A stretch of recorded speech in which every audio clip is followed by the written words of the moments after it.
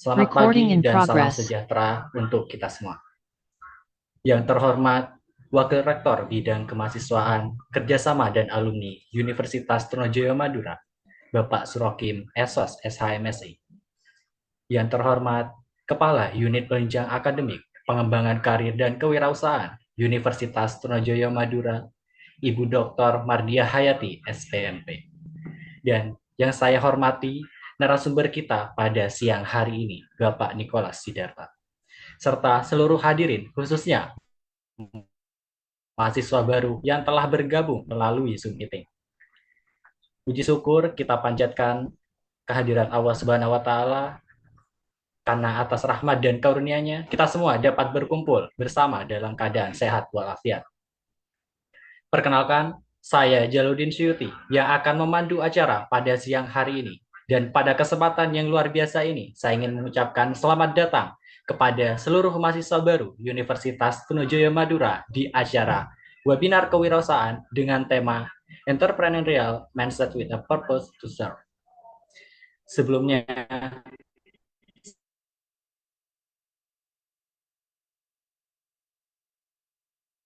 saya selaku pembawa acara pada hari ini akan yang kedua, menyanyikan lagu Indonesia Raya dan himne Universitas Trunojoyo Madura. Acara yang ketiga, sambutan-sambutan. Yang keempat, penyampaian materi sekaligus sesi tanya jawab. Acara yang kelima, penyerahan virtual sertifikat. Acara yang keenam, pengisian presensi online untuk mahasiswa baru dan hadirin yang sudah hadir melalui Zoom Meeting sebagai syarat untuk mendapatkan sertifikat. Dan acara yang terakhir, penutupan sekaligus sesi dokumentasi. Memasuki acara yang pertama, pembukaan. Sebelum kita memulai rangkaian acara pada hari ini, marilah kita bersama-sama berdoa menurut agama dapat berjalan bagi semua. Berdoa dimulai.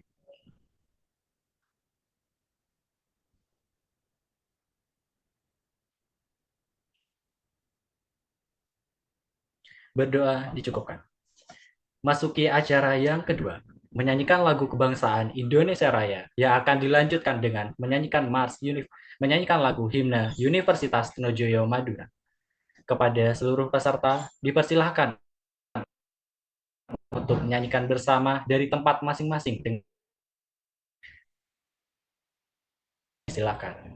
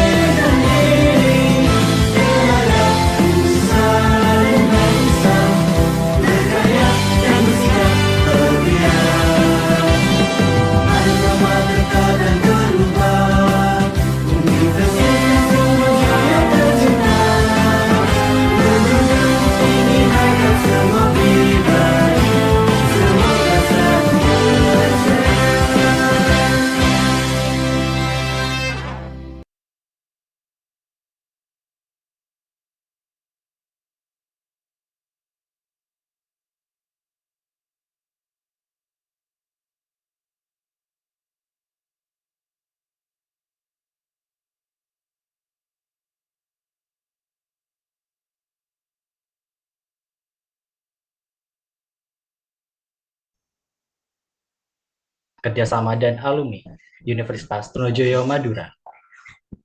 Dan kepada yang bertugas disilahkan.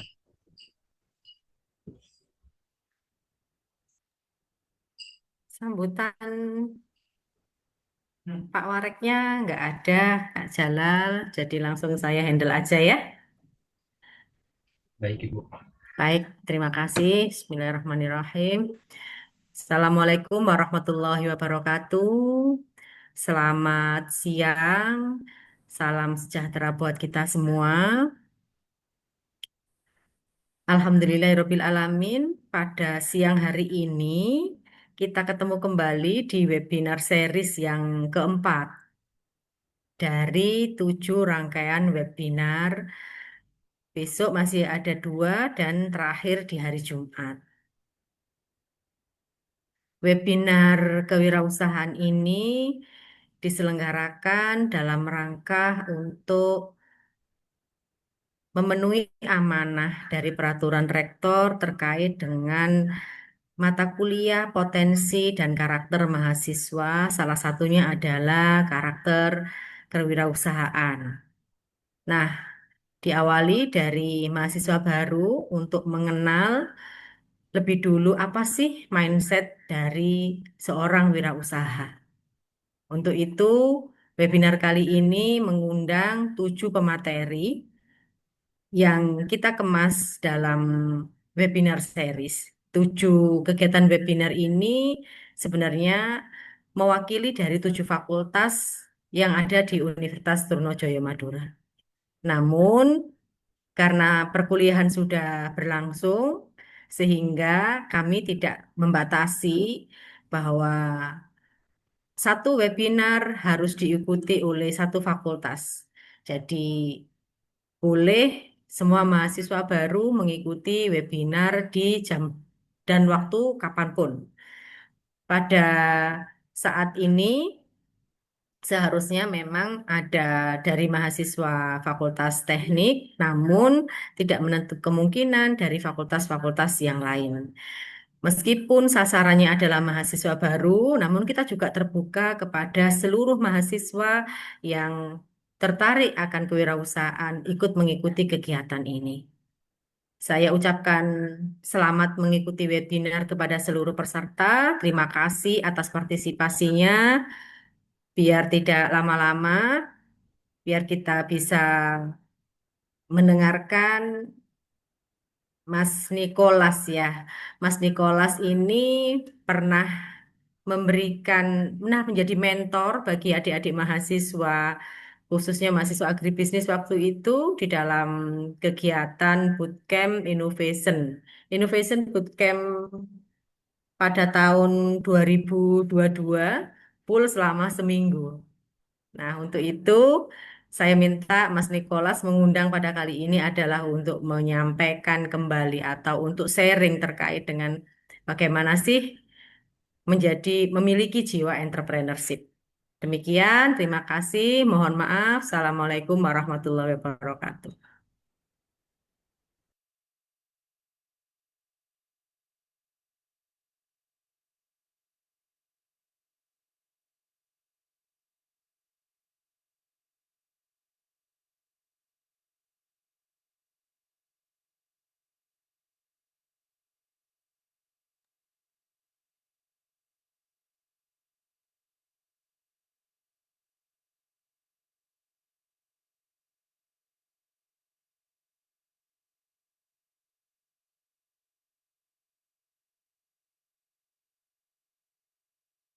Moderatornya ada kendala. Ah, Waalaikumsalam warahmatullahi wabarakatuh. Bapak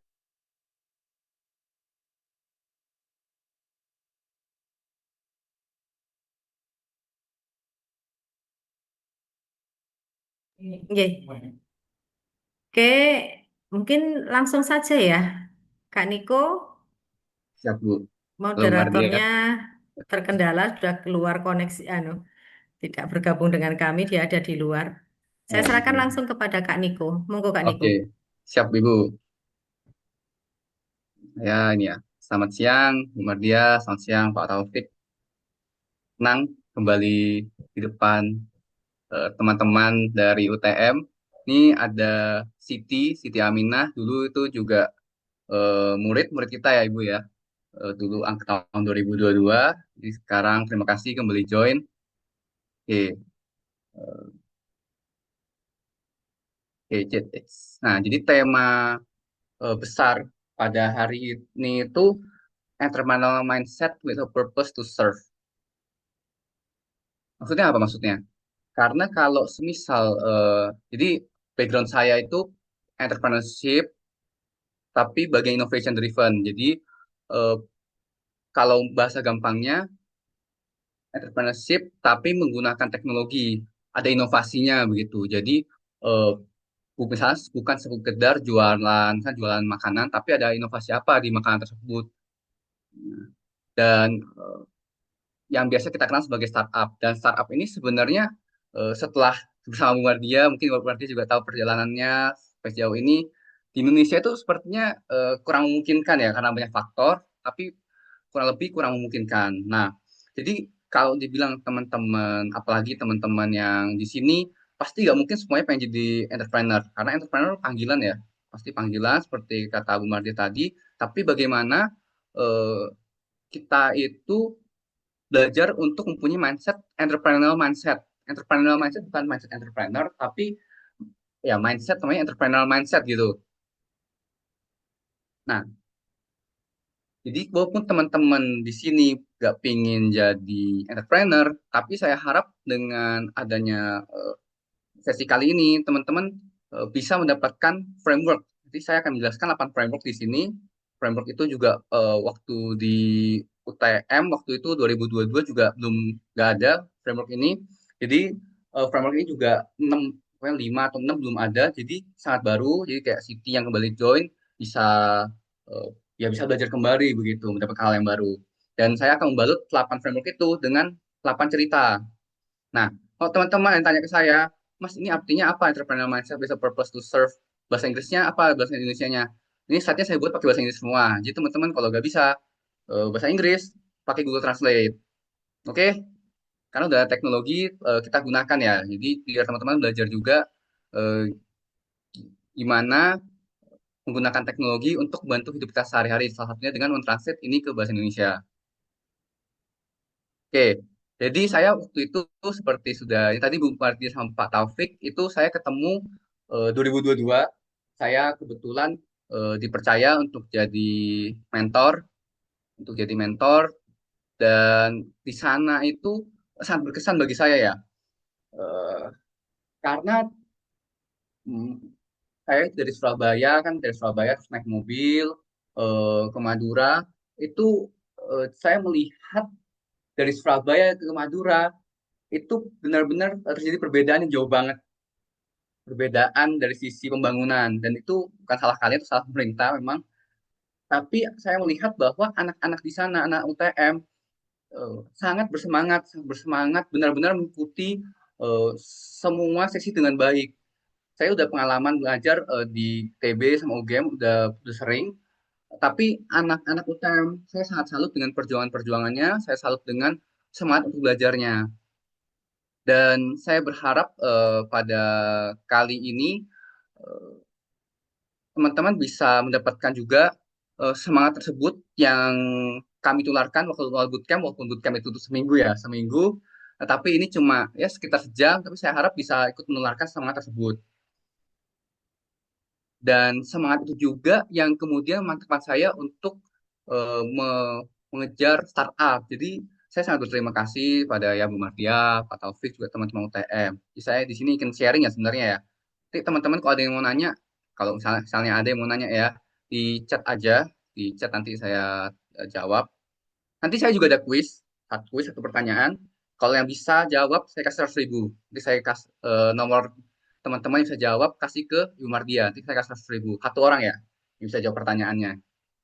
100.000 rupiah, nanti saya transfer. Oke, nah, jadi pertanyaannya, yang sebenarnya framework yang saya ingin bagikan pada kali ini itu, pertama itu framework tentang sukses. Framework tentang sukses. Jadi, apa itu sukses? Apa itu sukses? Mungkin ada yang bilang sukses itu kalau diukur dari berapa banyak yang kita punya, sukses itu diukur dari harta, dari keberhasilan kita, achievement kita. Tetapi di kesempatan kali ini, saya ingin mengajak teman-teman sekalian untuk melihat perspektif yang lain, bahwa sukses itu bukan diukur dari seberapa banyak yang kita punya, tapi dari seberapa banyak yang kita berikan kepada orang lain. Saya memulai waktu saya 1 jam kali ini itu dengan materi ini. Kenapa? Karena di Indonesia itu gak kurang orang pintar. Banyak orang pintar di DPR, di pemerintahan, seperti teman-teman tahu ya. Tapi orang yang punya hati di Indonesia itu semakin lama semakin dikit. Saya ingin mulai pertama banget itu bahwa kita itu di mau startup, mau teman-teman kerja di perusahaan, mau nanti jadi peneliti, mau jadi dosen, atau mau jadi apapun, secara teman-teman jadi dokter atau apapun itu, mulai dengan mendefinisikan sukses itu dengan memberikan kepada orang lain. Nah, di sini ada fraction. Di sini fraction itu artinya pecahan. Misalkan pecahan satu, di sini ada 1/2. Nah, satu itu namanya numerator. Numerator itu apa? Numerator itu adalah misalnya itu word. Word itu seperti apa ya? Seperti seberapa berharganya kita, berharga kutip ya, seberapa berharganya kita. Nah, kalau jadi di atas semakin seberapa berharganya kita. Nah, yang dua itu di bawah itu adalah bagaimana kita melihat diri kita.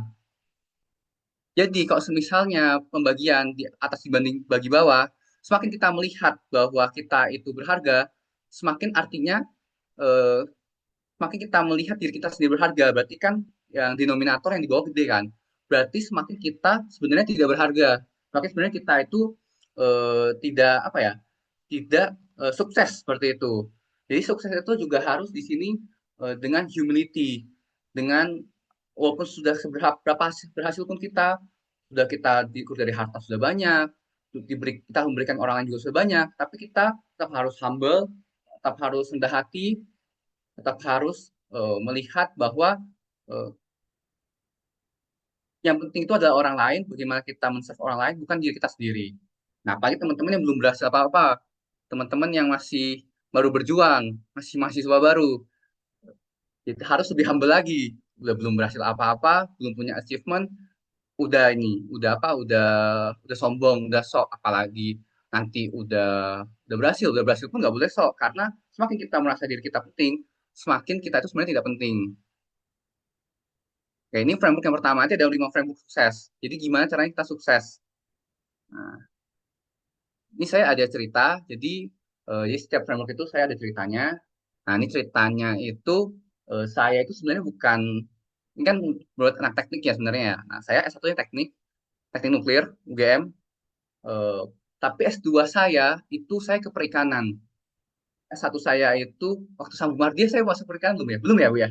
Saya masih ini ya baru lulus ya, baru mau lulus. Nah, jadi ceritanya panjang. Tapi dulu waktu saya S1 itu saya mainnya dengan angka. Mungkin sebagai anak teknik nanti ya, berharapnya mainnya dengan angka, dengan simulasi, melihat persamaan diferensial. Saya juga publikasi artikel ilmiah itu tentang simulasi reaktor nuklir. Paper-paper saya juga yang tidak dipublish itu tentang nuklir. Internship saya di Batan, dulu Batan, sekarang BRIN, tentang nuklir juga. Tetapi kemudian karena ya karena mungkin saya hidup membawa saya ke perikanan. Jadi kemudian saya mainnya dengan apa? Saya mainnya dengan nelayan, mainnya dengan orang-orang perikanan, orang-orang pesisir, dengan pedagang ikan, dengan tambak. Ini sebelumnya bahkan saya tidak tahu nelayan itu apa. Tapi saya bersyukur bahwa walaupun saya awal pindah dari nuklir ke perikanan, yang saya tentu saja tidak ini ya, tidak pertama harus menyesuaikan dulu ya. Kan pertama kita mainnya dengan angka, sekarang harusnya dengan sosial. Dulu kita bilang A pasti A, kalau sosial nggak bisa begitu. Harus empati, harus bisa bertanya, harus bisa hidup dengan orang sekitar, membawa diri. Nah, saya perlu adaptasi juga, tapi saya bersyukur bahwa saya bisa menyelesaikan tesis dengan baik, bisa lulus dengan IPK yang baik, dengan IPK yang 4, terus juga bisa juga eh, presentasi tesis saya ke berbagai institusi di Indonesia, ke Brawijaya, ke AUP Jakarta, lalu riset saya didanai oleh pemerintah Korea. Saya sangat bersyukur.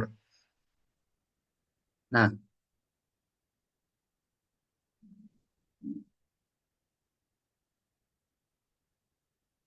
oke, slide-nya. Nah, oke. Slide-nya udah ganti, nah slide-nya yang sekarang. Nah, di sini ada framework yang kedua. Framework kedua itu, ini framework yang salah satu yang saya paling suka, namanya framework luck, beruntung. Teman-teman kok ada yang memisuhi hidupnya, kenapa saya lahir di keluarga seperti ini?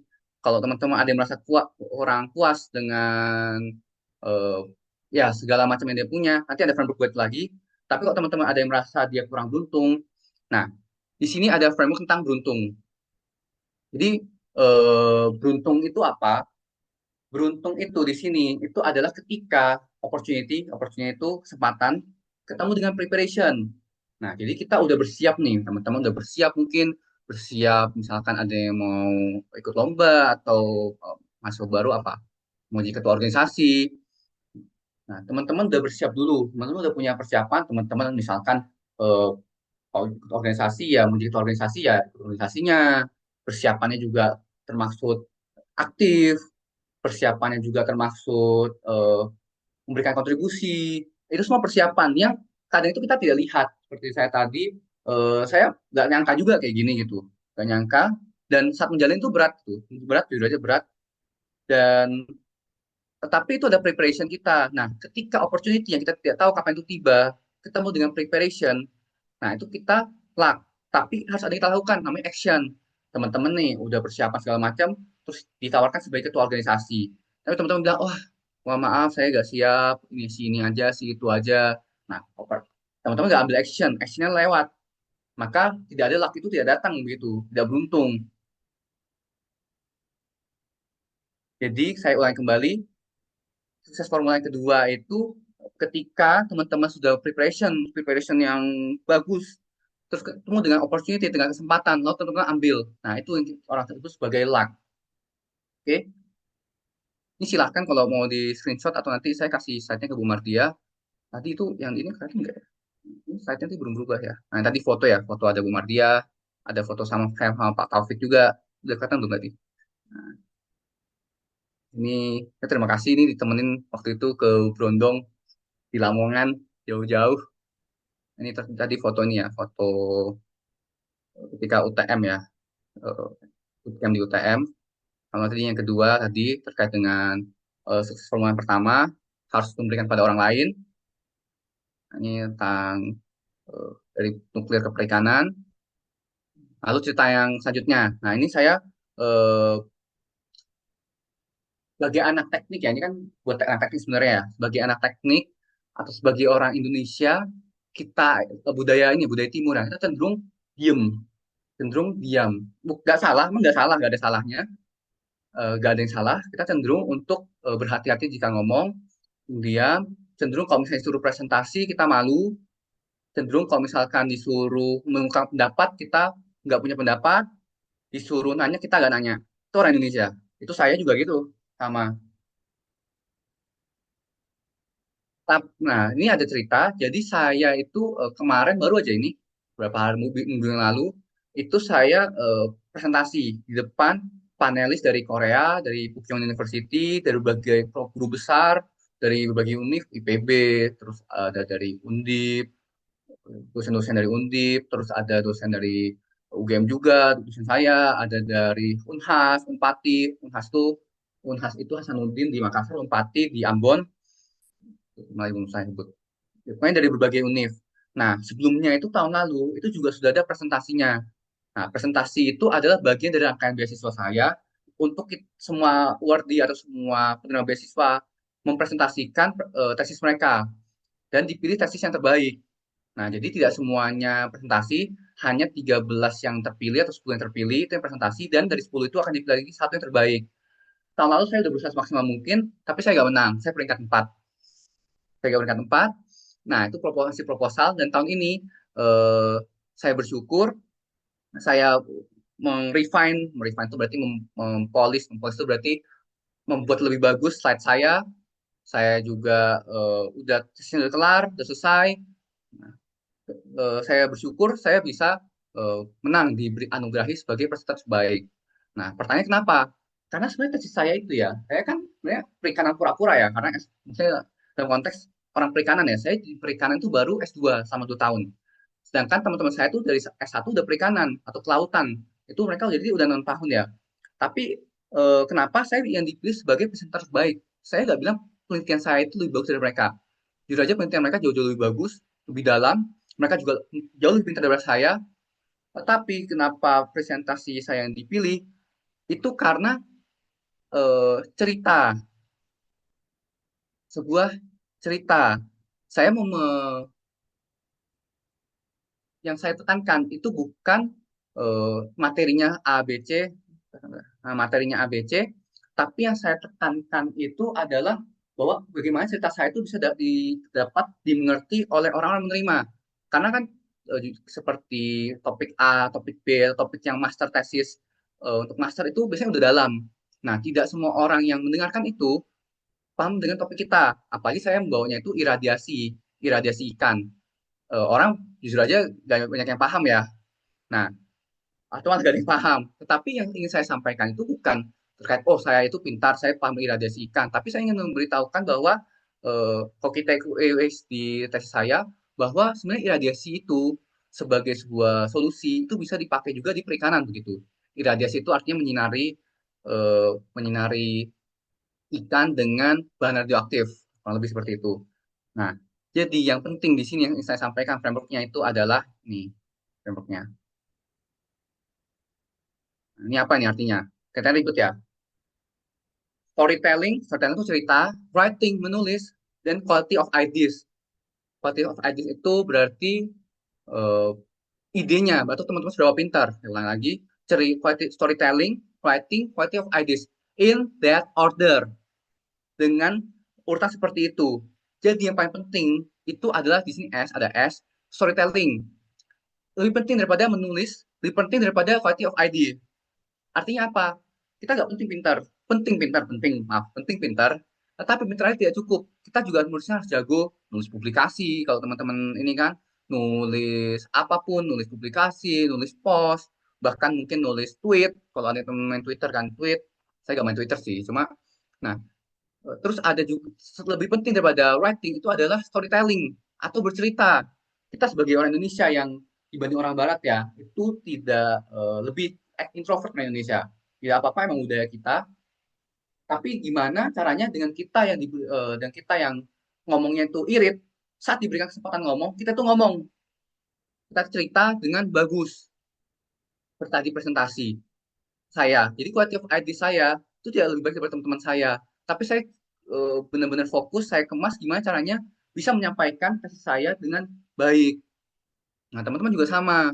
Bahkan di dunia universitas, teman-teman di kehidupan, mau startup atau mau entrepreneurship, semua itu masalah cerita semuanya.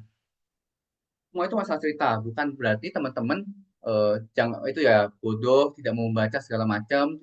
Tetapi yang saya ingin tekankan adalah bahwa storytelling itu sangat penting. Bagaimana kita menarasikan hidup kita, bagaimana kita menarasikan cerita kita. Jadi teman-teman jangan minder, berusaha tidak minder untuk nulis, jangan minder untuk cerita, dan jangan takut salah. Dan qualitative ideas juga ini di kedua ya di sini framework kedua yang W, ini ada WK, ini ada K, terus ada P, ada tau. Itu apa? Nah, di qualitative ideas itu tentukan oleh dengan knowledge, practice, talent. Sama in the order, knowledge, practice, talent. Jadi teman-teman kalau dengan talent doang teman-teman dipuji dulu SD sering ranking 1, tapi kok SMP turun ya nilaiku ya, SMA turun ya. Barangkali teman-teman cuma mengandalkan talent, teman-teman tidak mengejar praktis, teman-teman tidak berusaha untuk mengembangkan skill teman-teman dan tidak juga untuk banyak membaca, mengembangkan knowledge teman-teman. Jadi di eh, talent saya tidak cukup. Talent mungkin hanya 10%, 20% tergantung penelitinya. Tetapi lebih penting adalah bagaimana kita mengembangkan eh, knowledge kita. Banyak membaca, banyak nonton video YouTube, nonton video YouTube yang bagus.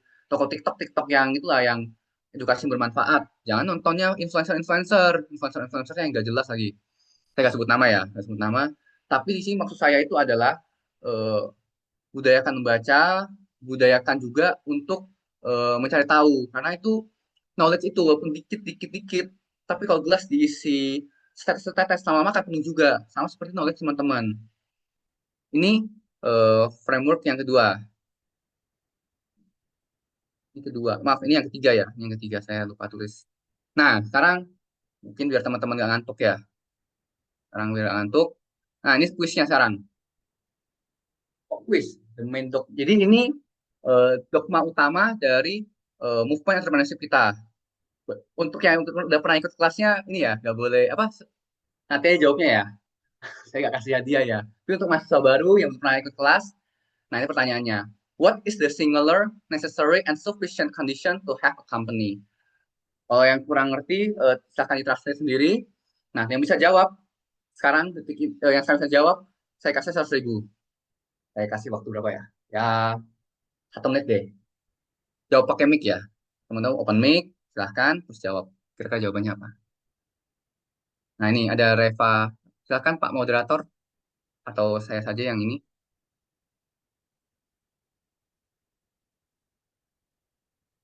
Ada Muhammad Adnan. Muhammad Adnan tidak boleh menjawab ya.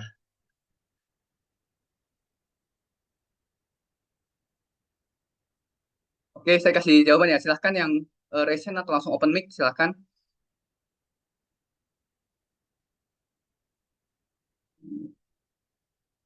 Silahkan, saya tunggu ya. Ini saya ada Adnan. Ini Adnan, Adnan yang itu kan. Adnan itu berapa? Nah, Adnan itu juga kolega saya. Terima kasih sudah hadir. Kan direct kali ya dia. Nah, ini mana Adnan? Adnan yang mana nih? Yang rambutnya ini nih. Kok Adnan yang sama ya? Nah, ini Adnan ini nih. Nah, yang Arab nih. Arab yang rambutnya rambutnya panjang. Sekarang sedang Makasih di udah hadir. Amerika berarti ya kak ya. Kak Adnan Adnan. lagi di Amerika.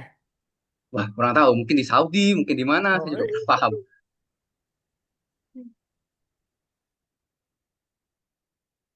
Itu Adnan. Oke, ayo ada yang mau jawab gak? Kan. Oh ya, sambil saya nunggu deh. By the way, ini framework saya ambil, terus saya izin ke namanya Pak Toro. Beliau juga ada tadi foto pertama juga ada. eh, Adalah pengajarnya, profesornya, profesor entrepreneurship-nya. Saya ambil framework ini dari beliau, udah izin juga, bisa diakses kalau mau baca lebih lanjut di LinkedIn beliau. Ada bukunya juga, kalau mau beli bukunya di Amazon. Judulnya disiplin entrepreneur, disiplin storytelling, maaf, disiplin storytelling. Oke, ayo ada yang mau jawab gak? Open mic.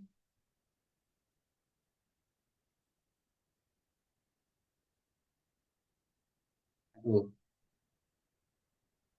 mode introvert semua itu kak. Oh itu aku kak. Ada Buka. tadi ada share Ibu. Silahkan langsung open Tuh, mic mungkin ya. Ripka. Ayo langsung Ya. open mic. Mau Silakan open mic. Ini menjawab. jawabnya pakai bahasa Inggris ya, Kak? Boleh bahasa Inggris, bahasa Indonesia boleh. Yang penting jawabannya benar. So, in my, bisa nggak, Kak? What the question is, what is the singular, necessary, Oke. and sufficient condition Condition to to have a have a company. company? Oke. I And your think, answer in is my opinion, the necessary and sufficient condition to have a company is it has a willingness to make a business. Like, oke. if we have a willingness, we should struggle how to have a model to build a Oke. company. Then we can hire someone or something if because we know our purpose to make a business or a company to be more advanced. Then we can hire some people. Then we can build a company the to make a company. I think that was necessary and sufficient the necessary to have a company. And then the sufficient condition to have a company, I think, is sufficient condition is have a willingness to be a rich. I think that's all. Oke, willingness to be rich. Oke. Oke. Tadi dua ya jawabannya. Maaf tadi ke ini ya, ke stop sharing. Saya sharing lagi nih. Jadi tadi dari Ripka ya. Ripka, jawabannya tadi apa Ripka? Willingness. Pertama willingness ya. Makasih Ripka Yang ya udah pertama pakai itu bahasa Inggris juga. ya willingness, terus Oke. purpose. Purpose, oke bagus purpose, willingness, purpose. Satu lagi pengen jadi kaya. Ya. Terus modal juga, Kak. Oke, modal. Oke. Oke, oke lah. Saya hargai udah pernah ini. Ripka mau coba lagi gak? Jawabannya cuma satu, Ripka. Cuma satu kata, dua kata, sorry, dua kata jawabannya. Kau pakai bahasa Inggris ya? Coba lagi ya? Oh, wait ya, Kak. Why? Cuma dua kata aja. Hmm,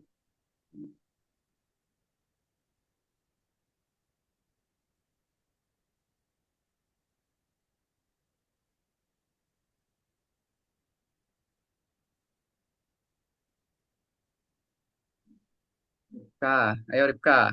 Cuma dua Kamu kata. dua kata. Idea, Oke, idea bisnis boleh. idea. Oke, aku gak nyatet ya. Idea. Ya, semua sebenarnya jawaban itu gak ada yang salah. Jawaban itu gak ada yang salah. Tapi ini dogma, benar-benar dogma atau dasar. Marketplace, Hmm, marketplace. marketplace bukan. Simple, jawabannya simple kok. Satu, dua kata doang. Marketplace kan satu kata marketplace. Oh, itu awalnya dari apa, Kak? Waduh, ini tebak kata malah main kita. Oke, Ripka dari mana SMA-nya? Ini Aku dari SMA Negeri 1 Sidamani, Kak. gimana itu? Dari Sumatera Utara. Di Sumatera Oh, Utara. oh, Medan bukan? Iya, Kak. Oh, Medan. Oke, oke. Ini juga ada yang Oh, di dari, zaman. iya. Oke, Ripka. Lagi mau kasih Ripka ya. Ini kita kasih kesempatan lain buat yang lain dulu ya, Ripka ya. Tuh Oke, di Kak. Oke, Kak. chat Thank itu you. ada yang jawab itu. Ahmad Firdan, Joni. Mas Firdan. Mas Firdan jawabannya apa? Ada customer. Ya, boleh Firdan. Gara-gara kasih tau Adnan nih. Oke, customer. Dua kata nih, dua kata. Satu customer udah satu nih, satu kata betul nih. Satu lagi apa, yuk? Satu kata lagi yang lebih penting. Di pasar enggak, customer udah benar nih. Kan dua kata nih, customer udah benar satu. Ada satu lagi.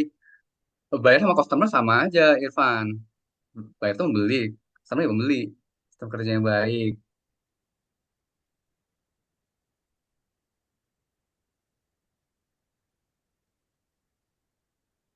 Sistem kerja yang baik. Yang baik.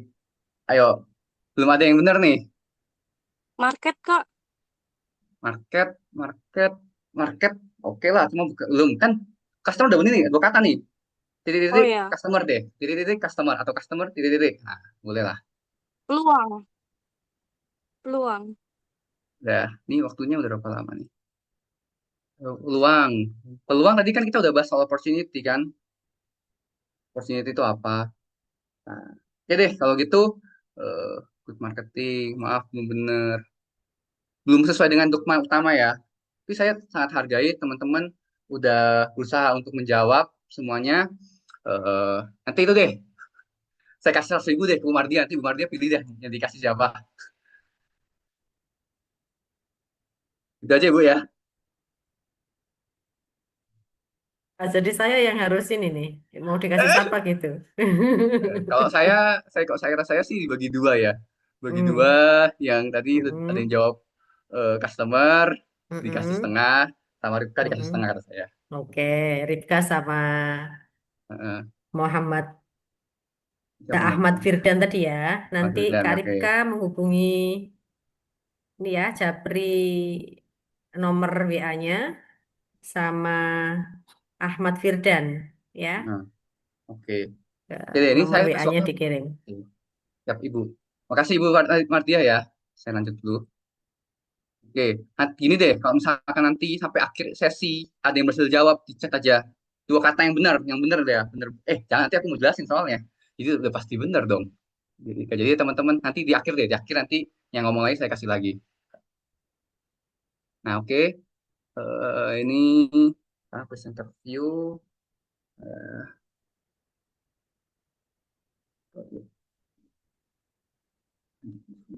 Oke, oke, ini tanpa, oke, udah. Oke, terima kasih ya tadi ya Ripka ya yang sudah menjawab. Apresiasi. Emang jiwa Medan ya, jiwa Medan tuh jiwa berani ya. Oke, lanjut. Iya, sama-sama Kak. Ya. Nah, ini ada cerita lagi nih. Sekarang lanjut cerita lagi. Jadi emang banyak cerita-ceritanya emang. Nah, ceritanya nih sekarang eh, ada orang nih. Orang namanya Arik, saya panggilnya Mas, Mas Arik, masih muda 30-an, tapi dia udah 20 tahun pengalaman jadi pedagang ikan. Jadi dari kecil dia udah dagang ikan ke orang tuanya. Dagang ikan itu kan sembarangan, dia itu punya cold storage. Cold storage itu teman-teman nggak tahu namanya pendingin. Nah, Arik itu tiap hari kerjanya itu kalau lagi ada ikan nih dari laut, dia eh, beli ikan ke pasar, ke tempat lelang. Ke tempat lelang, jadi ikan tuh ditangkap di laut, lalu dibongkar, lalu dilelang di pelabuhan tempat lelang. Nah, lalu sama Arik itu dibeli, diangkutlah ke cold storage-nya dia. Diangkut ke cold storage dia, dan di cold storage dia itu didinginkan. Karena kan dia punya freezer nih, punya freezer yang gede banget. Nah, waktu untuk memfreezer itu lama. Perlu waktu sekitar 20 jam. Ikan itu akan dibekukan semua, perlu waktu 20 jam. Dan untuk di freezer itu kapasitasnya juga terbatas, karena freezer mahal. Bayangin aja teman-teman punya freezer yang bisa mengangkut, bisa masuk orang, berapa puluh orang gitu. Pasti mahal. Nah, apalagi ada proses tambahan. Jadi sebelum dimasukin ikannya tuh, ikannya kan masih kacau nih, masih berantakan, terus ada ikan-ikan lain tercampur. Nah, itu disortir dulu, disortir jumlahnya berapa, terus juga dikasih ininya berapa, ditimbang dulu, terus packing-packing segala macam, baru dimasukin freezer. Nah, masalahnya itu ketika si Arek ini eh, ikannya sebelum sampai ke freezer aja, itu ikannya udah makan waktu sekitar puluhan jam, 20 jam, 30 jam di udara luar. Yang mana dia cuma pakai pendinginan itu cuma pakai es. Esnya itu kurang lagi, esnya kurang. Akhirnya kan jelek. Kalau ikannya jelek kenapa? Kualitasnya turun dan harganya jadi murah. Ada yang rusak juga, ada yang busuk juga. Nah, karena masalah ini, Arik akhirnya rugi. Rugi kalau saya kemarin hitung itu mungkin ratusan juta. Nah, kenapa saya cerita begini? Karena ini adalah eh, Arik ini ada salah satu orang yang ingin saya layani, ingin saya serve kan judulnya tadi entrepreneurship mindset with a purpose to serve. Dia adalah salah satu orang yang saya ingin serve dengan untuk menyelesaikan masalahnya, untuk menyelesaikan masalahnya. Nah, ini sebenarnya clue buat jawaban tadi juga. Benar customer, ini Arik adalah customer saya. Nah, tapi tadi jawabannya nanti saya ada di akhir deh. Saya kasih tahu jawaban di akhir. Masih. Nah, ini adalah customer saya yang saya ingin serve. Nah, sebenarnya ini saya masuk ke framework keempat, ke formula keempat, startup atau entrepreneurship atau apapun itu yang tadi punya purpose, yang tadi Ripka bilang punya purpose segala macam, itu muncul dari teman-teman tidak puas dengan status quo teman-teman sekarang. Teman-teman tidak puas, teman-teman nggak puaskah teman-teman dulu di kota halamannya pengen merantau, tidak puaskah dengan teman-teman misalnya kok hidup gini-gini aja, tidak puaskah, mungkin bisa juga faktornya dari kok keadaan ekonomiku gini-gini aja, tidak puas dengan banyaklah tidak puasan itu. Nah, kalau di Arik ini ketidakpuasannya apa? Ketidakpuasannya itu adalah eh, sebenarnya saya sih tidak puas dengan Arik, tidak puas dengan masalahnya Arik. Saya tidak puas dengan masalahnya Arik bahwa dia itu eh, untuk mendinginkan aja perlu waktu berapa puluh jam dan ikannya rusak gitu. Gimana kalau kita buat ikan jadi lebih baik? Nah, itu intinya startup yang saya bawa sebenarnya yang Sigar. Nah, di sini frameworknya, jadi ada delta. Delta itu kalau teman-teman belajar matematika, delta T berarti artinya adalah waktu. Delta itu berarti waktu awal, akhir kurang waktu awal. Kalau delta di sini berarti kondisi teman-teman tidak puas dengan kondisi teman-teman. Teman-teman bayangkan kondisi teman-teman lebih baik. Nah, setelah teman-teman udah punya ketidakpuasan tersebut, teman-teman M itu strategize, planning. Teman-teman buat rencana nih, gimana caranya saya itu bisa membuat kondisi saya lebih baik. Nah, itu di sini M. Lalu lalu ada E. E itu artinya teman-teman setelah teman-teman tidak puas, setelah teman-teman planning, teman-teman itu eksekusi yang baik. Kalau misalkan orang yang mikir cuman oh kok hidupku kayak gini, terus oh ya udah deh aku besok mau mulai diet. Oh besok aku mau mulai besok aku mau mulai coba usaha kecil-kecilan. Tapi cuman mau doang. Itu deltanya oke lah, M-nya mungkin udah buat budget RAB segala macam lah. tapi gak ada E-nya, gak ada eksekusi yang bagus. Eksekusi ini yang kuncinya. Sebenarnya semua kunci sih, karena di sini adalah delta, M, dan E. Jadi perkalian semua. Jadi kalau misalkan deltanya 0, planningnya bagus, eksekusi bagus, tapi tidak ada ketidakpuasan, ya gak jalan juga. Tidak ada motivasi jadinya. Tapi kalau misalkan udah tidak puas, udah berencana, tapi tidak dilaksanakan, E-nya jelek, E-nya 0, ya akhirnya gak akan jadi juga. Nah, di sini ini sukses formula keempat. Jadi sukses itu dimulai dari mana berarti? Kalau menurut framework ini, sukses dimulai dari ketidakpuasan dulu. Ketidakpuasan lalu kita buat planning nih untuk mencapai sukses kita ya. Sukses kita yang tadi kita bilang bahwa melayani orang lain, memberikan pada orang lain, bukan kita apa yang kita dapatkan. Jadi kalau Ripka tadi ngomong ingin jadi kaya, maaf Ripka, gerakan ini tidak mengajarkan orang jadi kaya. Jujur aja dunia, kalau teman-teman mau jadi kaya, jangan jangan teman-teman startup, jangan entrepreneurship. Entrepreneurship itu, entrepreneurship di Indonesia kalau teman-teman kan cuma teman-teman yang entrepreneurship konvensional, yang jualan barang-barang gitu, itu kemungkinan berhasilnya tinggi. Tapi kalau startup, kemungkinan berhasilnya di Indonesia cuma 1%. Jadi di antara satu orang yang berhasil, 100 gagal. Dan sebutkan startup di Indonesia yang udah berhasil. Yang dia itu udah berhasil. Hampir gak ada. Jadi emang sangat susah. Jadi kalau teman-teman ingin kaya, jangan startup, jangan entrepreneurship, jangan jadi founder, karena hidupnya susah. Dan yang panggilannya itu bukan untuk jadi kaya. Kaya itu adalah sebuah efek aja, after effect. Tapi yang kita tuju adalah purpose-nya, apa yang kita ingin bantu, siapa yang ingin kita serve. Nah, di sini ada lanjut ke framework-nya, ada minus, ini apa nih? Saya udah lupa lama juga di sini. Ini ETA ya, ETA deh kayaknya ini. Nah, ini ETA. Nah, ETA itu apa? Akan diceritakan selanjutnya. Nah, di sini selanjutnya. Nah, ini cerita kegagalan saya. Jadi, ini padahal saya kirimin CV saya ya, tapi nggak apa sih, nggak dibacain juga nggak apa sih. Ya Cuma ini, maaf nanti, maaf enggak, Kak. Ibu, enggak, Ibu, saya ini Bukan, doang. bukan. Tadi rencananya memang dibacain karena moderatornya tadi nanti pas sebelum ditutup nanti biar dibacain sama moderatornya. Sudah disiapkan untuk dibacain kok. Nggak Man. usah, Ibu. Makasih, Ibu, tapi ini, soalnya ini, saya ceritanya sebenarnya banyak kegagalannya, Ibu. Jadi nanti kalau saya ceritain kegagalannya semua, teman-teman mikirnya, nih kok orang gagal terus gitu. Nggak juga. Hidup itu ada gagal, ada berhasil. Tapi yang ingin saya sampaikan itu bahwa kalau saya tulis di CV kan pasti yang berhasil doang dong, masa juga saya tulis kan di CV. Tapi sebenarnya kegagalan saya itu jauh lebih banyak daripada keberhasilan saya, dan saya belajar lebih banyak dari kegagalan daripada keberhasilan. Saya belajar lebih banyak dari kegagalan daripada keberhasilan. Jadi walaupun tadi saya bisa menang Prestasi Center, bisa melanjutkan studi S3 ke Cina, bisa lain sebagainya, IPK bagus, tetapi kegagalan saya itu jauh lebih banyak daripada hal itu. Nah, contohnya ini Orbit. Nah, ini saya Orbit yang dipajang di poster, gak apa dipajang juga. Tapi Orbit ini ceritanya begini. Ceritanya itu mulai dari masalah. Nah, ini saya nggak masukkan fotonya.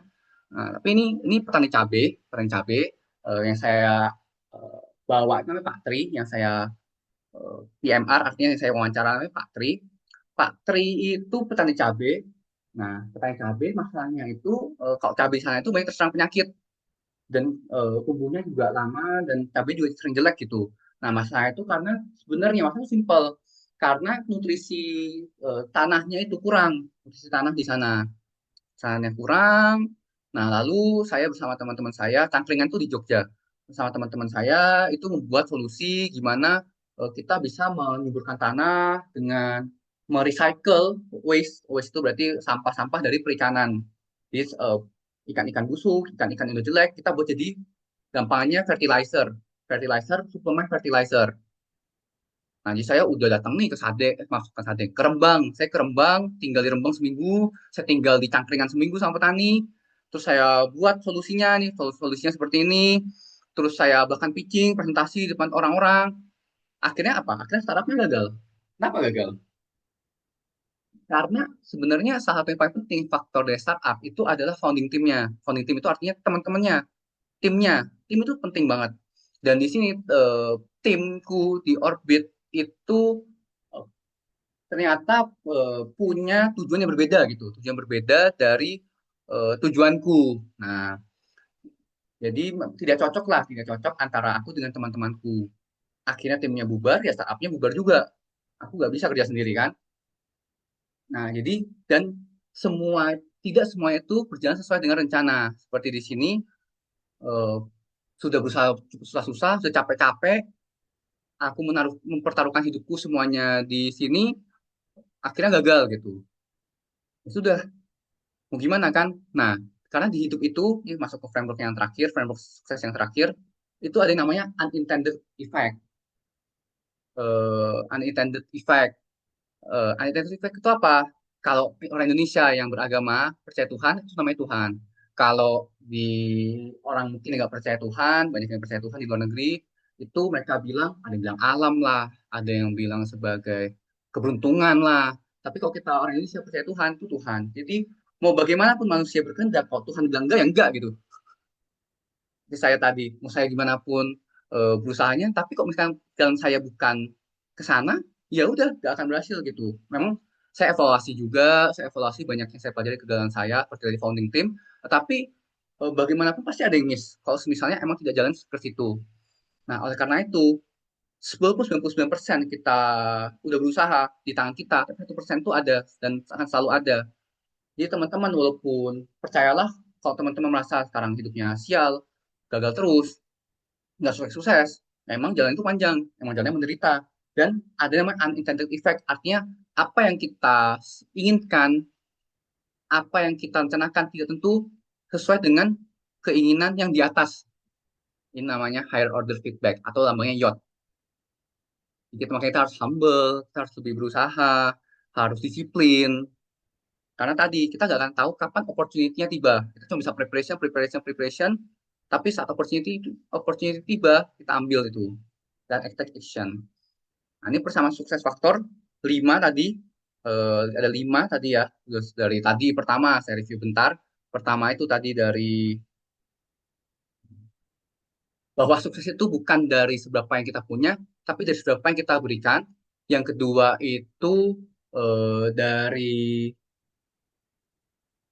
seberapa yang kita punya, seberapa yang kita berikan. Kedua itu tadi saya jelaskan itu yang opportunity, mid preparation, dan kita take action.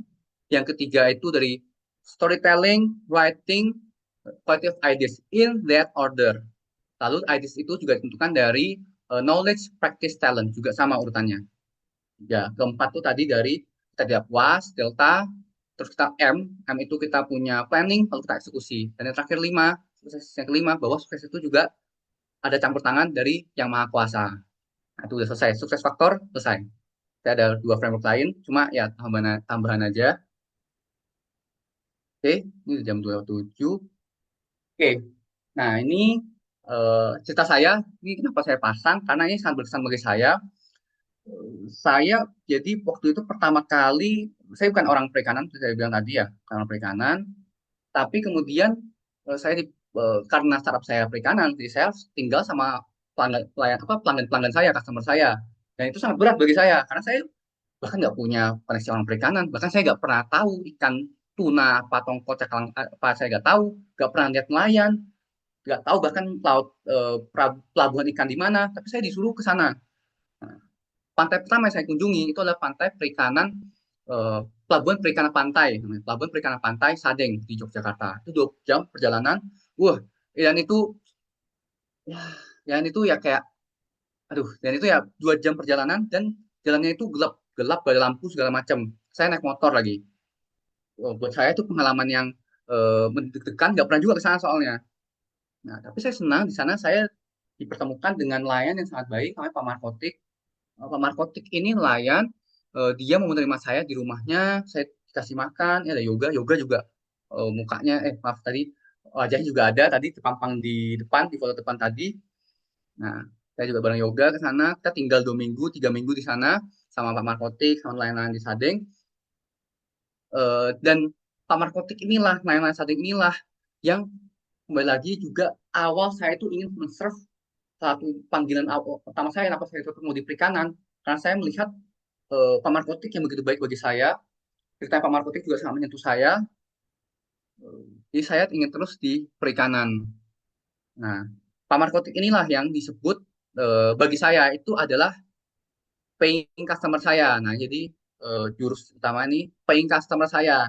Jadi saya tidak akan jelaskan 24 steps karena pasti bingung kemana ada seminggu masih bingung anak-anak UTM. Tapi penting itu bukan itu nantilah, itu gampang lah. Yang penting itu adalah bagaimana teman-teman itu punya mindset. Oke, yang penting itu adalah paying customer. Jadi tadi jawabannya benar, depannya paying. Paying itu apa? Yang membayar. Jadi customer yang membayar. Kenapa customer yang membayar? Karena kalau customer doang tapi nggak mau bayar, ya buat apa gitu? Contoh customer nggak mau bayar. Teman-teman misalkan teman-teman pakai Spotify tapi pakai gratis doang. Atau teman-teman pakai ChatGPT, ChatGPT pakai nggak? ChatGPT pakai gratis doang. Berarti teman-teman itu adalah customer, tapi teman-teman tidak mau bayar. Jadi namanya teman-teman itu adalah customer yang nggak mau bayar. Bisa nggak bisnis jalan tanpa customer yang mau bayar? Jadi customer doang tapi nggak bayar. Nggak bisa. Karena uangnya dari mana uangnya? Nah, jadi dogma utama di kelas ini, di kelas entrepreneurship yang Ibu Mardia jalankan, laksanakan, itu adalah paying customer. Dan kedua, disiplin. Jadi kita itu punya framework. Makanya di sini juga saya berusaha sharing framework sukses, tadi framework dogma paying customer. Itu karena kita itu disiplin, kita itu ikut framework. Kalau bingung, kembali lagi ke framework. Nah, di sini ada 24 steps untuk membuat startup. Di sini, 24 steps membuat startup. Nah, kalau teman-teman yang tertarik, silahkan ikut kelas entrepreneurship. Silahkan, ya siapa tahu ada lagi di UTM. Tapi kalau teman-teman tertarik, silahkan bisa juga download bukunya di sini, cari bukunya.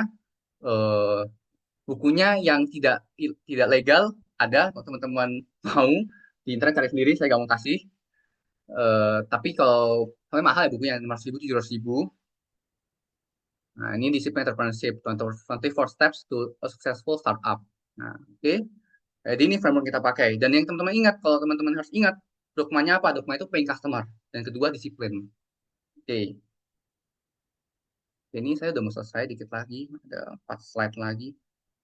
Ini selanjutnya ini cerita lagi. Jadi buat saya, untuk perjuangan startup saya, itu nggak mudah. Tadi yang dilihat foto depan itu sama Bu Mardia di Brondong, Lamongan. Juga perjuangan dari Jogja ke Surabaya, dari Surabaya naik bus ke, aduh nama tempatnya saya lupa, ke ada apa ya, Tuban ya apa ya, ke Tuban dulu, terus Tuban naik bis lagi kecil ke ini ke Brondong, terus naik naik angkot lagi gitu, terus naik angkot lagi sekali lagi, itu berapa kali ganti angkot dah ya juga. Terus ini saya juga pernah ke Bitung. Bitung itu di penghasil tuna paling bagus di Indonesia, di Manado. Terus juga saya ke ini tambak-tambak udang yang ini di Jogja. Terus juga saya yang ini di Jogja, ini yang di Bitung. Terus yang ini di Perigi. Perigi itu Trenggalek, Gunung Agung, Selatan Pantai Selatan Jawa. Ini Cilacap. Jadi saya udah ke berbagai tempat nih, live in 10 more than 10 fishing ports and shrimp farming areas. Dan bertemu dengan lebih dari 200 orang. Saya wawancara informal mungkin di kedai kopi, mungkin saya berkunjung ke rumahnya dengan lebih dari 200 orang. Dan startup itu memang tidak mudah. Ini ada startup curve jadi dari Paul Graham. Eh, Nah, startup curve ini itu artinya apa? Tidak ada pekerjaan great work. Mau teman-teman menang Nobel, teman-teman mau berkarya, itu tidak ada yang mudah. Nggak ada yang mudah. Startup juga sama, nggak mudah juga. Jadi pengusaha juga sama, nggak mudah. Teman-teman mau jadi mahasiswa yang berprestasi juga nggak mudah, nggak ada yang mudah. Nah, di sini ini ada curve-nya. Jadi pertama nih, baru mahasiswa baru nih, saya kasih tahu nih, mahasiswa baru nih, hype nih, wih, hype. Nih, jadi sumbu Y-nya itu emosi, kayak kesenangannya, hype-nya, sumbu X ini waktu.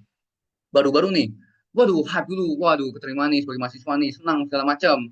Nah, hati-hati, novelty atau kebaruan teman-teman sebagai mahasiswa, semangat cepat turunnya.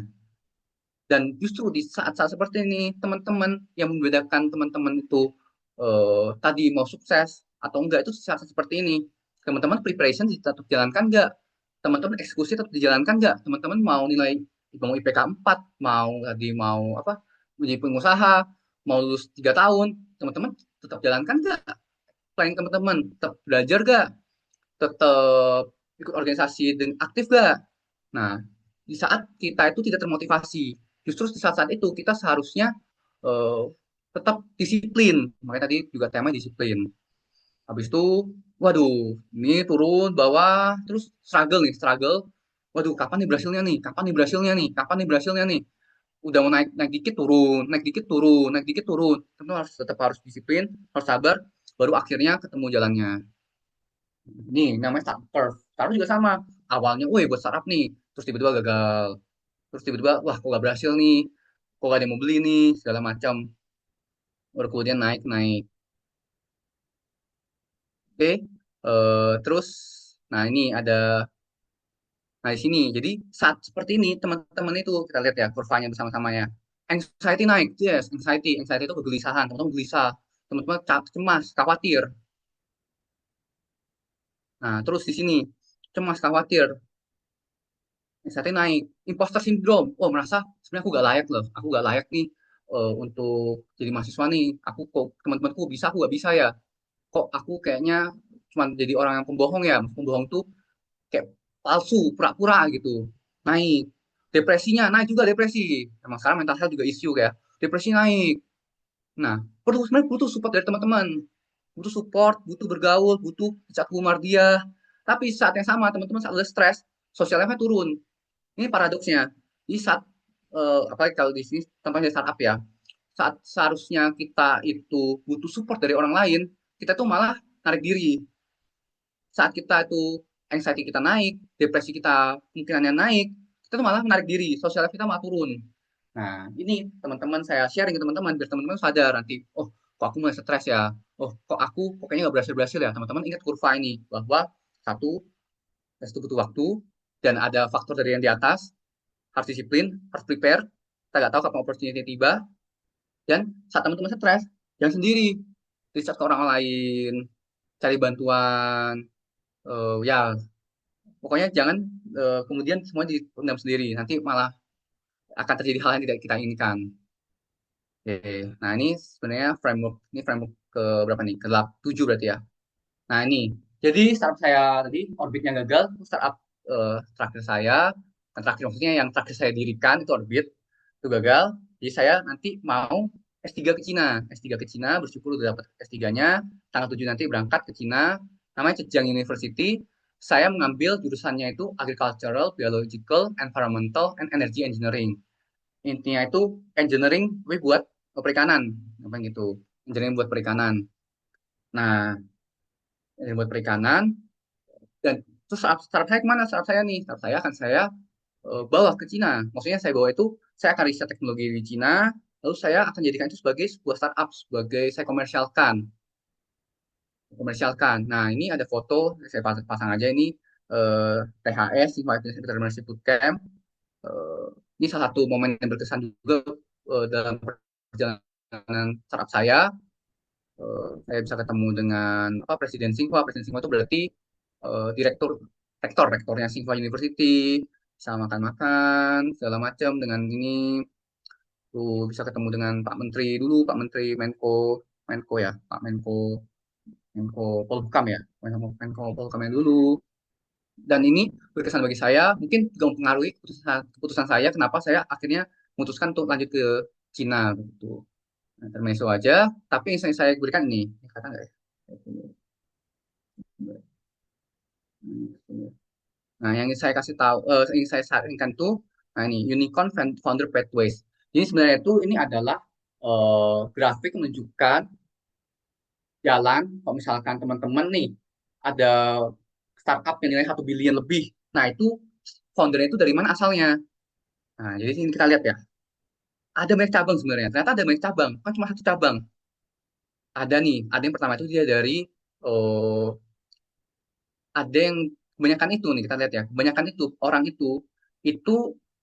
tuanya itu dari eh, orang orang tuanya itu dari luar negeri terus bermigrasi ke negara yang startupnya itu misalnya dari Cina migrasi ke Amerika gitu. Nah lalu they studied or work abroad, jadi terus kerja di luar negeri. Ini buat ini ya buat founder unicorn ya, founder startup unicorn ya. Terus nih ya dibagi dua nih, yang besar nih, ada yang di Elite University, ternyata cuma dikit. Banyak kan dari universitas lainnya. Terus cabang lagi, oh ada yang dari masuknya jurusannya apa? Ada yang masuk jurusannya jurusannya jurusan bisnis, ada yang bahkan tidak tidak lulus, ada yang dari jurusan lain, kebanyakan dari saintek. Nah, terus ada juga yang ambil MBA, ada yang juga ambil MBA, dan seterusnya seterusnya. Pernah kerja di perusahaan lain, ada juga yang nggak pernah kerja di perusahaan lain, ada yang pernah nggak pernah bekerja di perusahaan lain, ada yang dari finance, ada dari mana, terus baru akhirnya ada yang banyak kan pernah mendirikan perusahaan sendiri, baru akhirnya eh, mendirikan perusahaan yang unicorn. Intinya apa yang ingin saya sampaikan? Bukan teman-teman biar jadi founder unicorn, tapi bahwa di hidup ini tadi jalan itu banyak. Jadi jalan jadi entrepreneur juga banyak. Bukan cuma satu jalan, jalan itu banyak. Sama juga jalan untuk tadi serve your calling, purpose itu juga banyak. Nggak harus jadi entrepreneur, nggak harus jadi pengusaha, nggak harus kerja di kantor. Bisa teman-teman di yayasan, bisa juga teman-teman mengabdi, bisa juga teman-teman purpose-nya apa? Purpose-nya oh mungkin ada orang tuanya maaf sakit, terus ingin merawat orang tuanya, itu gak ada yang salah. Semua purpose teman-teman. Nah, jadi tidak ada jalan yang satu jalan jadi sukses, tapi banyak jalan jadi sukses dan banyak jalan juga untuk uh, serve purpose teman-teman. Seperti banyak juga jalan untuk menjadi entrepreneur. Nah, ini framework terakhir yang saya sampaikan. Terus terakhir ini kita takeaways aja.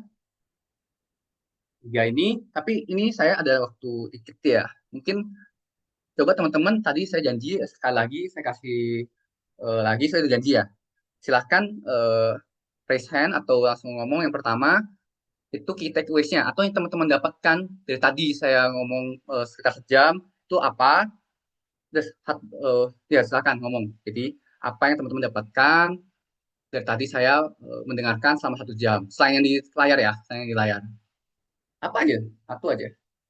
Ayo, nanti saya kasih hadiah sesuai janji. Ada gak? Udah pada ini, udah pada itu lelah. Silahkan teman-teman.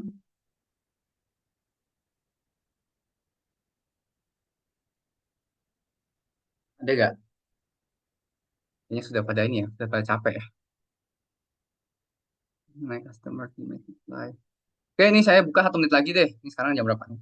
Jam saya itu jam dua nih.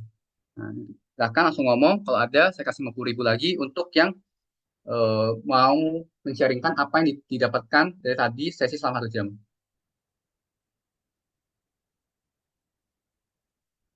Dua, saya tunggu 1 menit.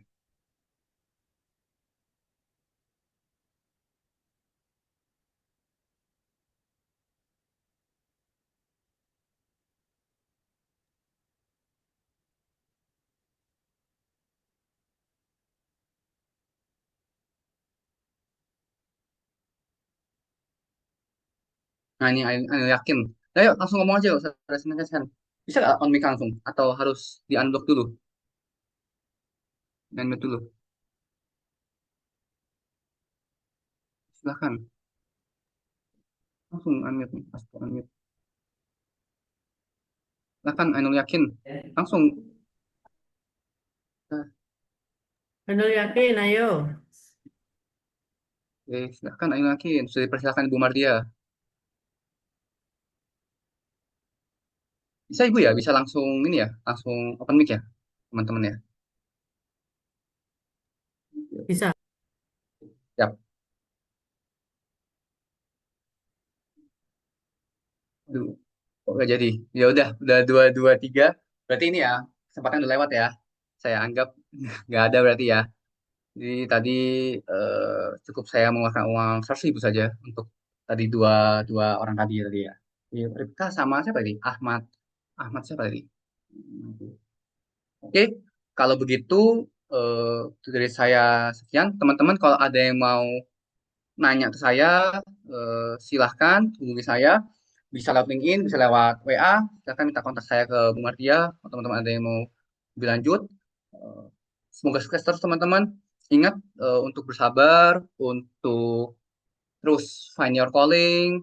Dan ini ada buzzword lain itu happiness in pursuing.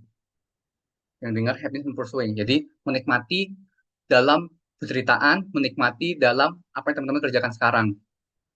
Sekian dari saya kembalikan ke Bu Martia atau ke moderator. Moderatornya sudah ada kok. Kak Jalal. Ya, silakan saya kembalikan ke Mas Jalal.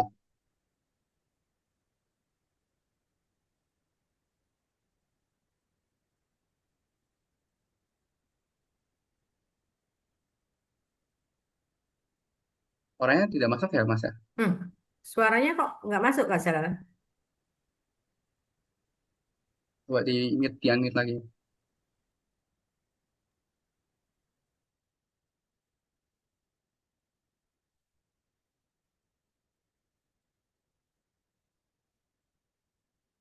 Sini Kak Jalal ke sini aja. Cek apakah suara saya terdengar. Ya, udah masuk. Baik. Bapak Ibu dan hadirin sekalian, mohon maaf karena terkendala masalah koneksi tadi, saya belum sempat membacakan CV dari materi kita. Untuk itu, izinkan saya membacakannya terlebih dahulu. Selanjutnya kita akan masuki sesi diskusi dan tanya jawab. Izinkan saya memperkenalkan secara singkat profil pemateri kita pada hari ini, yaitu Bapak Nicholas Sidarta, yang dimana saat ini beliau tengah menempuh studi PhD di bidang Fisheries Engineering di Zhejiang University, China. Setelah sebelumnya menyelesaikan Master of Science di University Gajah Mada dengan prestasi akademik terbaik. Dan juga beliau dikenal sebagai seorang wirausahawan muda sekaligus founder dari Stiga, sebuah inovasi teknologi pendingin hemat energi yang mendukung berkelanjutan hasil tangkapan nelayan. Selain itu, beliau juga aktif mengembangkan berbagai proyek inovatif, mulai dari AI Agent for Banking Compliance, Executive AI Training, hingga Circular Economy Project yang memanfaatkan limbah ikan menjadi produk bernilai limbah. Tidak hanya berkecimpung di dunia bisnis, Bapak Nicholas juga aktif dalam penelitian internasional, publikasi akademik, serta meraih sejumlah penghargaan bergengsi, termasuk Best Thesis Award, Scholarship Korea Indonesia, dan Best Participant in Marine Culture Development Training. Luar biasa sekali perjalanan beliau. Baik Bapak, Ibu, dan hadirin sekalian, selanjutnya kita akan masuk ke sesi tanya jawab. Dan bagi teman-teman mahasiswa baru atau seluruh hadirin yang sudah hadir dalam aplikasi Zoom ini, bagi yang memiliki pertanyaan, silahkan untuk menggunakan fitur raise hand dan juga langsung on mic, atau bisa menuliskan pertanyaan di kolom komentar. Dan perlu kami informasikan kembali bahwa karena keterbatasan waktu, sesi tanya jawab hanya akan dibuka untuk 2 penanya pertama. Baik, kepada Bapak Ibu dan hadirin sekalian yang memiliki pertanyaan, dipersilahkan.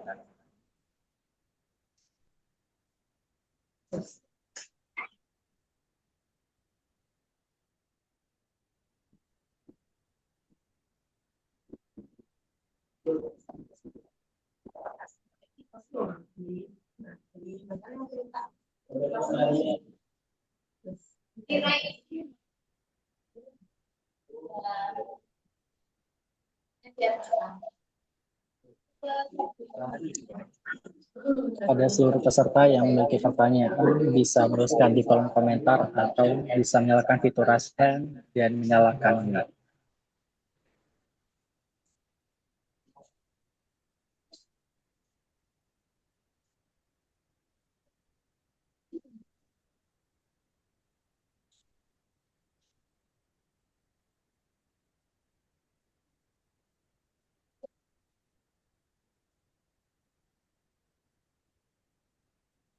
Ini tolong.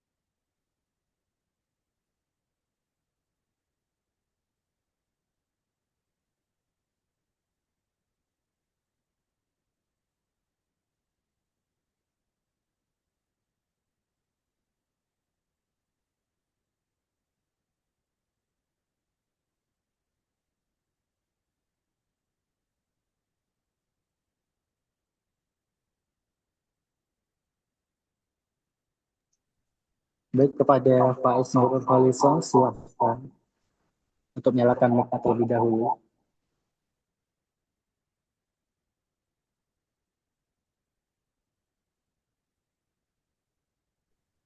Izin bertanya, Bapak. Sebelumnya suaranya saya terdengar nggak? Dengan Oke, izin bertanya, Bapak. Menurut Bapak, nilai atau prinsip apa yang paling penting dimiliki generasi muda agar bisa mengembangkan jiwa wirausaha yang berfokus pada kebermanfaatan sosial, Bapak? Terima kasih. oke, Mas. Tadi nilai akademik ya? Nilai Iya, Bapak. nilai akademik apa? Oke, terima kasih. Moderator, apa langsung saya jawab atau menunggu pertanyaan selanjutnya? Bisa langsung dijawab terlebih dahulu, Bapak Nicholas, sambil menunggu pertanyaan yang lain. Ya, terima kasih. Ya, terima kasih. Terima kasih, Faiz, atas pertanyaannya. Tadi, kalau boleh diulang, aku ulang itu nilai akademik apa yang paling bagus untuk kok mau jadi entrepreneur dan entrepreneur yang ya tadi yang serve others itu ya. Nilai akademik.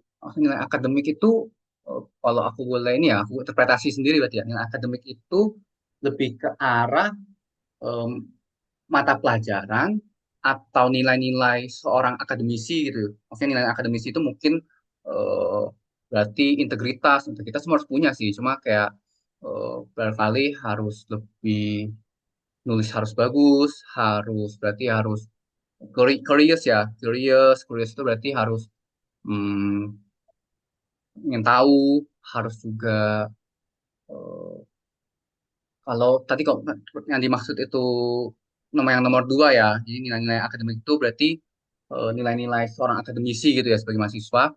Jawabannya itu yang paling baik tadi ya, yang paling baik, yang paling bagus untuk menjadi ini, yang paling baik itu kalau misalnya kembalikan tadi ya ke yang sudah dipresentasikan segala macam. Semua nilai baik. Pertama semua nilai itu baik.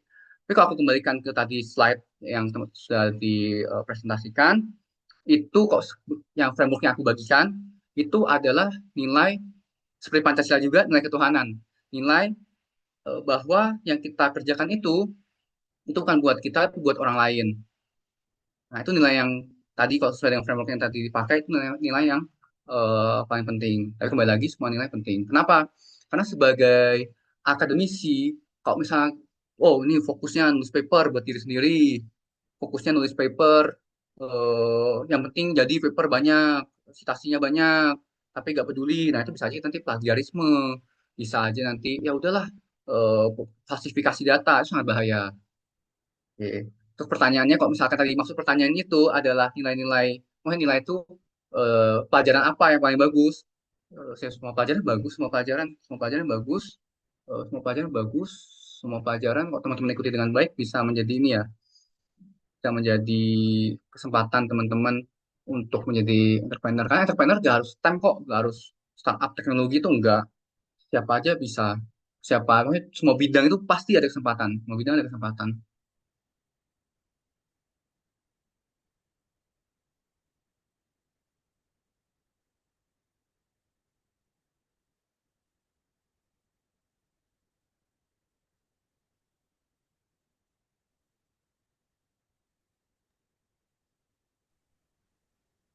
Baik, terima kasih atas jawaban yang telah diberikan Bapak Nicholas. Faiz, apakah dapat dimengerti atau masih ada hal yang dibingungkan?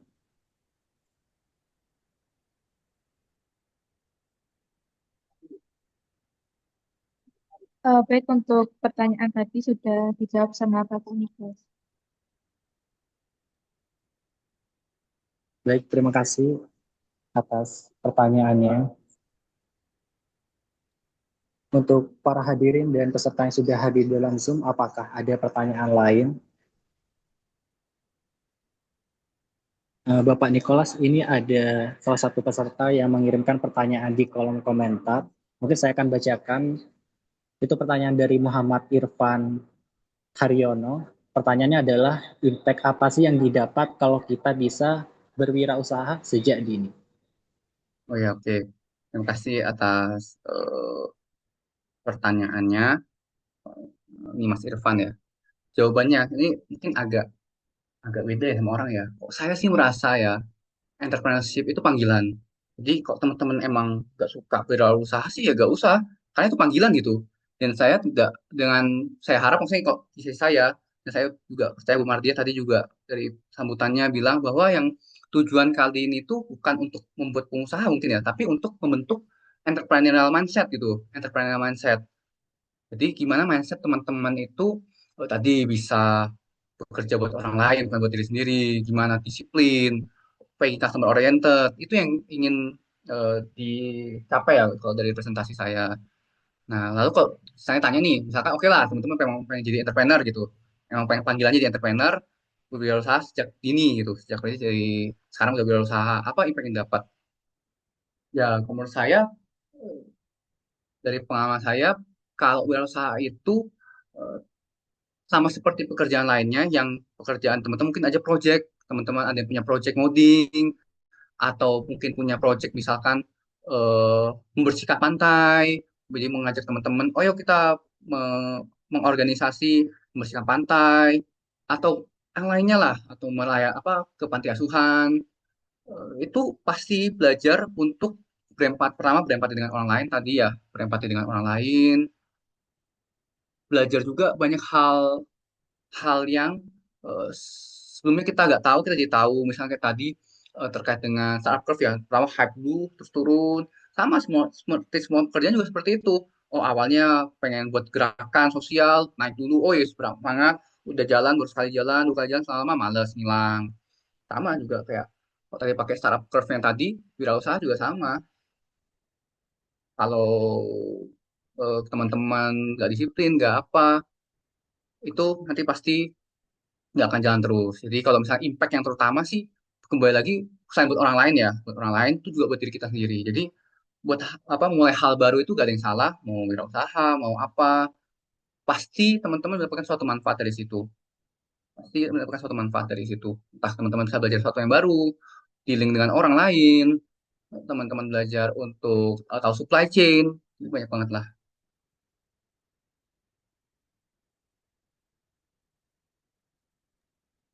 Baik, terima kasih atas jawaban yang telah diberikan Bapak Nicholas. Dan Alhamdulillah sesi diskusi dan tanya jawab kita berjalan dengan lancar, dan karena terkendala masalah waktu, kita cukupkan sesi diskusi kita pada siang hari ini. Saya mengucapkan banyak terima kasih sebesar-besarnya kepada seluruh peserta yang sudah aktif bertanya dan berbagi pandangannya. Sebelum kita menutup acara pada siang hari ini, izinkan saya selaku moderator ingin menyampaikan secara singkat inti dari materi yang telah kita pelajari bersama. Di mana materi hari ini menekankan bahwa entrepreneur mindset bukan hanya tentang mencari keuntungan, tapi juga tentang menanamkan tujuan mulia hanya untuk memberi manfaat dan melayani masyarakat. Seorang wirausaha muda yang sejati juga harus mampu melihat peluang, berinovasi, membangun jejaring, sekaligus menghadirkan solusi yang relevan bagi kebutuhan sosial. Kisah dan pengalaman yang dibagikan oleh Bapak Nicholas mengingatkan kita bahwa keberanian untuk berinovasi, komitmen pada keberlanjutan, serta semangat untuk melayani adalah kunci penting agar generasi muda mampu menciptakan karya yang bermanfaat sekaligus berdaya saing di era global. Dan untuk agenda selanjutnya adalah penyerahan sertifikat secara virtual kepada pemateri kita sebagai bentuk apresiasi atas ilmu dan pengalaman berharga yang telah diberikan. Dan kepada panitia yang bertugas dipersilahkan untuk menayangkan sertifikat di layar.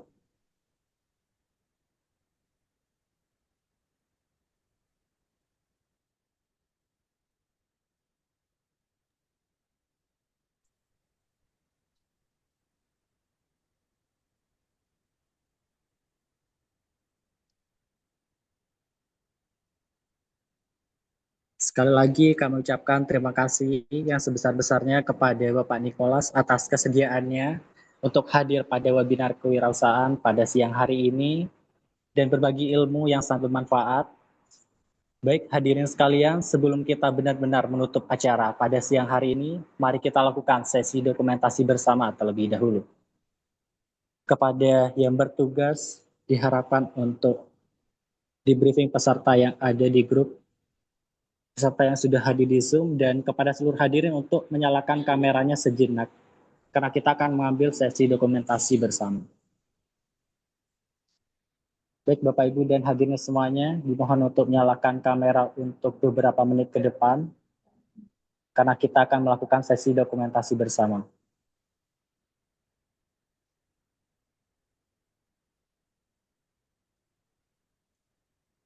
Baik, saya hitung 1, 2, 3.